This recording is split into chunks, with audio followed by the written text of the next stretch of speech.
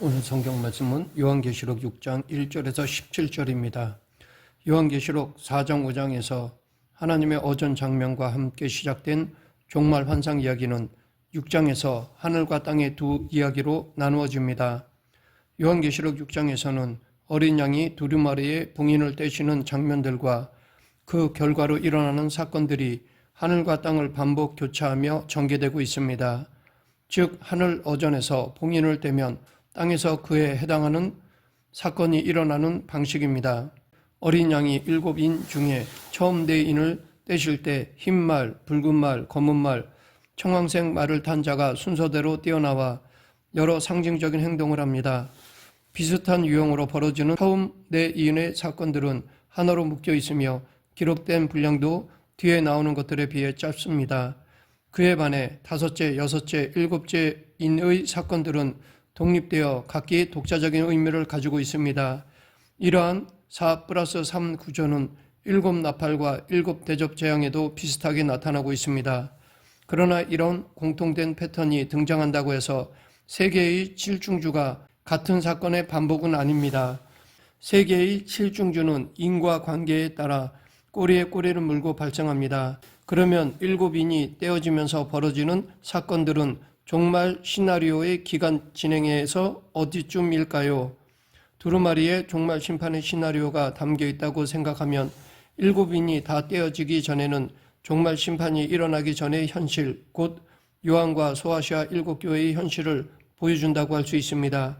고대의 두루마리를 봉인하던 방법 중 하나는 두루마리를 실로 묶은 후 그 위에 양초 같은 것을 붓고 도장을 찍어 봉인했습니다.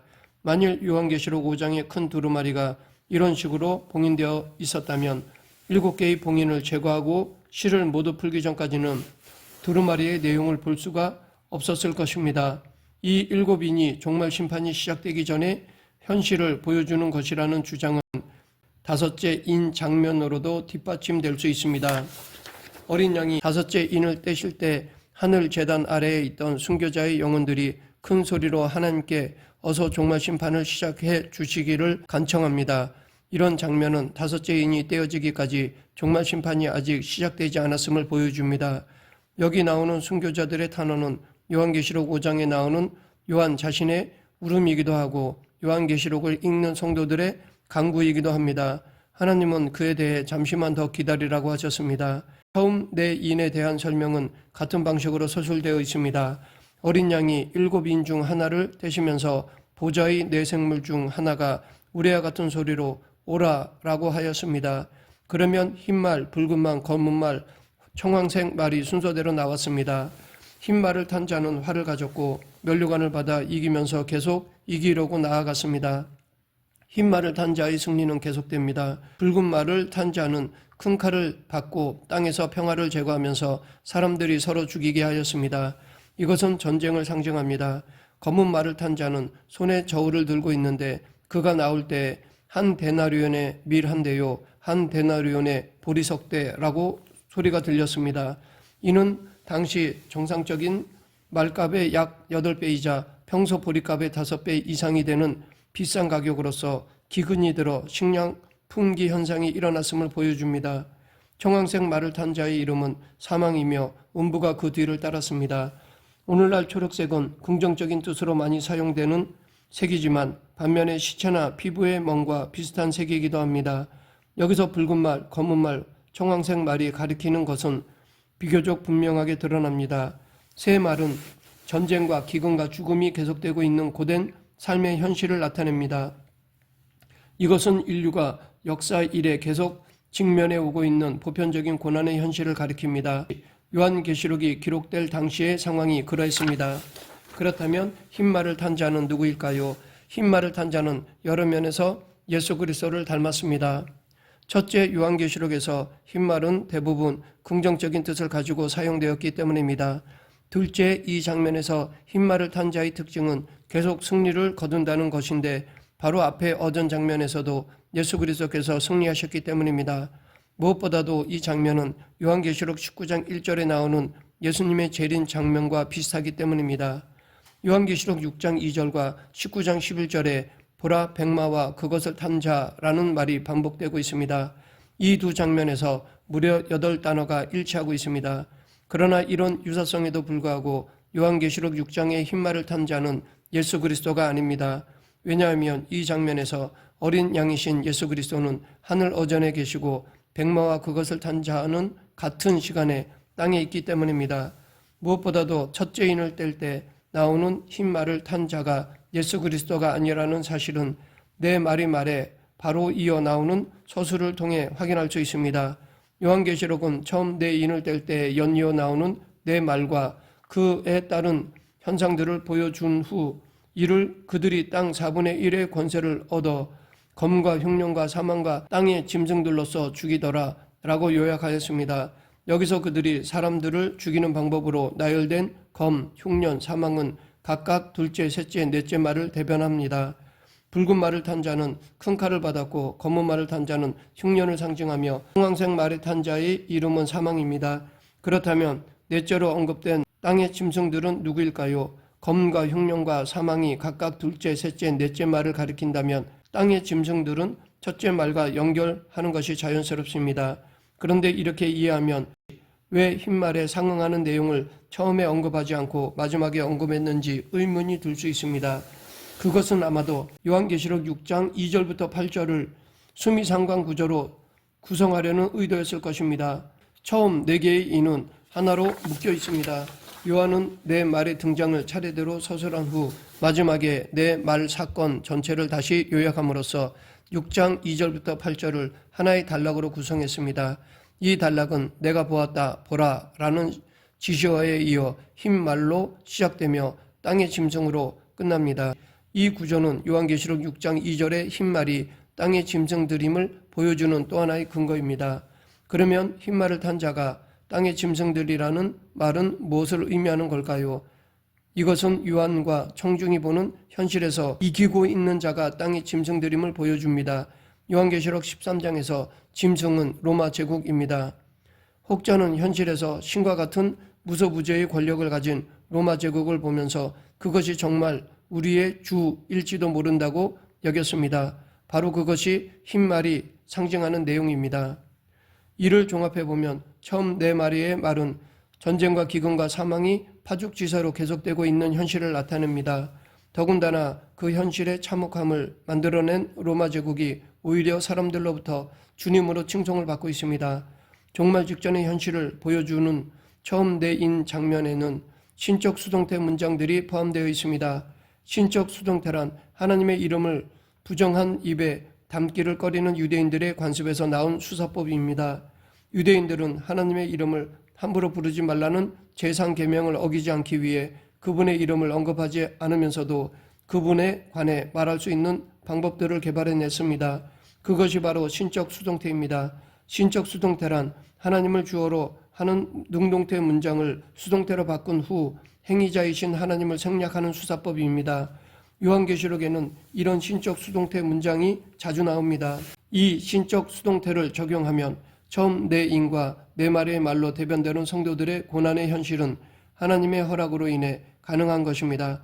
짐승들이 세력을 떨치고 그들이 땅에서 칼을 휘두르며 전쟁을 일으키며 땅의 4분의 1의 고통을 안기고 있는 것이 모두 하나님의 허락 없이는 일어날 수 없다는 뜻입니다. 요한계시록에 나오는 이런 구절들은 종종 잘못 해석되어 하나님이 고난을 주시는 분으로 오해를 일으키기도 합니다. 더 나아가 역사적으로 발생했던 민족적, 국가적 고난이나 오늘날 곳곳에서 일어나는 재난들이 모두 하나님으로부터 기인한다고 생각하기도 합니다. 그러하기에 요한계시록의 이런 말씀들은 그 배경에 있는 묵시 종말론을 고려한 후 이해해야 합니다. 그러면 요한계시록의 청중이 겪고 있는 현실적 고난은 어디에서 오는 것일까요? 그 고난은 짐승 곧 로마 제국을 이용하여 영향력을 행사하고 있는 사탄에게서 온 것입니다. 그런데 이것은 우리로 하여금 그렇다면 이 땅의 지배자는 사탄이라는 것인가? 사탄이 세상을 지배하고 있기에 하나님도 어찌하실 방도가 없는가? 라는 또 다른 의문을 갖게 합니다. 이에 대해 묵시 종말론은 아니다라고 대답합니다. 역사를 창조하시고 주관하시는 분은 하나님이십니다. 다만 하나님께서 사탄의 한시적인 지배를 허용하셨기 때문에 사탄이 활동할 수 있는 것입니다. 그러나 이 기간에도 하나님은 여전히 역사의 주관자이시기 때문에 사탄은 우리의 육신에 해를 입힐 수 있을지언정 우리의 궁극적 운명에 영향을 미치지는 못합니다. 게다가 그의 영향력은 어디까지나 한시적일 뿐입니다. 이제 그날이 오면 하나님께서 역사에 개입하시고 사탄의 세력을 심판하실 것입니다. 그것이 바로 요한계시록이 말하는 종말 심판입니다. 본문에 사용된 신적 수동태는 이 같은 묵시종말론의 신정론을 대변합니다.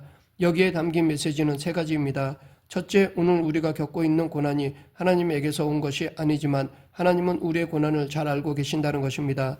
둘째, 하나님이 무능하셔서 사탄의 세력을 통제하지 못한 결과로 우리가 고난을 겪는 것이 아니라는 것입니다. 이 세상의 통치자는 하나님이시고 사탄마저도 그분의 권능 아래 있습니다. 그러나 하나님께서 그 고난을 허용하셨기 때문에 우리가 고난을 당하는 것입니다. 셋째, 이 고난에는 기한이 있다는 것입니다. 하나님은 사탄의 활동을 영원히 허용하지 않고 때가 되면 반드시 사탄의 세력을 심판하시고 하나님 나라를 완성하실 것입니다. 요한계시록 6장 9절 10절 다섯째 인을 떼실 때에 내가 보니 하나님의 말씀과 그들이 가진 증거로 말미암아 죽임을 당한 영혼들이 제단 아래에 있어 큰 소리로 불러 이르되 거룩하고 참되신 대주제여 땅에 거하는 자들을 심판하여 우리 피를 갚아주지 아니하시기를 어느 때까지 하시려 하나이까 하니, 여기에는 성도들이 고난받고 있는 현실과 그 고난을 일으키고 있는 자들의 정체, 그리고 그들에 대한 심판의 암시 등 종말 환상 이야기를 이끌어갈 중요한 요소들이 담겨 있습니다. 어린 양이 다섯째 인을 떼실 때에 나오는 순교자들의 탄원은 요한계시록의 종말 심판이 아직 시작되지 않았음을 보여줍니다. 또한 여기에는 종말 심판의 목적을 드러내고 있습니다. 그것은 바로 성도들의 피를 갚아주는 것입니다. 여기서 성도들은 하나님의 말씀과 그들이 가진 증거로 인해 죽임을 당한 영혼들로 대표됩니다. 모든 성도들이 순교한 것은 아니지만 요한계시록은 이들 모두를 순교자로 지칭합니다. 다섯째 인 장면에 등장하는 죽임을 당한 영혼들은 실제로 죽임당한 그리스도인뿐만 아니라 고난 가운데에 믿음을 지켜낸 성도도 포함한 상징적인 표현입니다. 이와 함께 다섯째 인 장면은 앞으로 종말 심판이 누구를 향하게 될지도 보여줍니다. 심판은 땅에 거하는 자들을 향할 것입니다. 하지만 땅 위에 사는 모든 인류를 가리키는 것은 아닙니다. 이것은 사탄에 속한 자들, 심판받을 자들을 가리키는 것입니다. 요한계시록에서 땅 위에 사는 모든 사람을 가리키는 말은 땅에 거주하는 자들입니다. 순교자들의 탄원에 대한 응답은 수동태로 주어집니다. 개역개정 성경은 이것의 주어를 생략한 능동태로 번역했습니다. 여기에 생략된 주어는 하나님 또는 하나님의 뜻을 수행하는 천상적 존재들입니다. 요한계시록 6장 11절 각각 그들에게 흰 두루마기를 주시며 이르시되 아직 잠시 동안 쉬되 그들의 동무 종들과 형제들도 자기처럼 죽임을 당하여 그 수가 차기까지 하라 하였더라. 하나님의 응답은 그들이 조금 더 아직 잠시 동안 쉬는 것입니다. 그 기한은 그들의 동무 종들과 형제들도 자기처럼 죽임을 당하여 그 수가 차기까지입니다. 이 말씀은 종말 심판이 시작되기 전까지 죽어야 할 순교자의 수를 하나님께서 정해놓으셨다는 것으로 이해할 수도 있지만, 그보다는 성도들이 죽임당하신 어린 양을 따라 죽임을 당함으로써 사탄과 싸워 나가고 있는 상황으로 받아들이는 것입니다. 즉 성도의 죽임당함은 패배가 아니라 싸움의 방법이라는 것입니다. 십자가에서 죽임당함으로써 사탄의 권세를 무너뜨리신 예수 그리스도를 본받아 성도들도 자기 십자가를 지고 그리스도의 남은 고난을 채워나가야 합니다. 성도들은 하나님 나라가 온전히 이루어질 종말을 단순히 기다리기보다는 자기 십자가를 지고 그리스도를 따름으로 하나님 나라를 함께 세워나가야 합니다. 요한계시록 6장 12절부터 14절 내가 보니 여섯째 인을 떼실 때에 큰 지진이 나며 해가 검은 털로 짠 상복같이 검어지고 달은 온통 피같이 되며 하늘의 별들이 무화과 나무가 대풍에 흔들려 설익은 열매가 떨어지는 것 같이 땅에 떨어지며 하늘은 두루마리가 말리는 것 같이 떠나가고 각 산과 섬이 제자리에서 옮겨지매, 이것은 자연재앙이라기보다는 심판자 하나님이 현현하시고 종말 심판이 시작되는 순간에 나타나는 공포와 전율을 자연의 변화를 통해 비유적으로 묘사한 것입니다. 15절에서는 하나님의 심판이 땅의 임금들과 왕족들과 장군들과 부자들과 강한 자들과 모든 종과 자유인에게 미친다고 하였습니다. 지위 높은 자들과 부자들과 모든 종이 함께 언급된 것은 심판과 구원이 사회적 지위에 따라 결정되지 않는다는 의미입니다. 이 심판받을 사람들의 목록은 재림하신 예수 그리스도의 군대에 대항하다가 죽임당하는 사탄의 세력의 목록과 유사합니다. 여섯째 인 장면의 마지막 절인 17절에서 종말 심판의 시작을 선언하고 있습니다. 여기서 진노의 큰 날이 이르렀다라는 말은 심판이 완결되었다는 것이 아니라 심판의 기간이 이제 곧 시작될 것이라는 예고입니다. 요한계시록에서 진노, 하나님의 분노, 재앙, 화, 심판은 모두 종말 심판을 가리키는 용어입니다. 이 6개의 용어들은 오직 사탄의 세력인 땅에 거하는 자들에게만 적용됩니다. 즉 하나님이 내리시는 진노와 분노, 재앙이나 화 또는 심판은 오직 사탄의 세력을 향합니다. 성도들은 하나님께서 미리 이마에 인을 쳐서 보호하십니다. 말씀을 맺겠습니다. 성도들이 받는 고난을 가리키는 용어는 환난입니다. 환난은 종말에 일어날 재앙이지만 심판이 아니라 종말 심판이 오기 전 사탄의 세력이 영향력을 발휘하고 있을 때 그리스도인들이 믿음으로 인해 당하는 고난을 가리키는 말입니다. 이 환난에는 주림과 목마름 또는 해나 뜨거운 기운이 상함과 눈물이 있습니다. 땅에 거주하는 자들은 진노와 재앙과 화와 심판을 받을 것입니다. 그러나 믿는 자들은 종말의 구원을 받을 것입니다.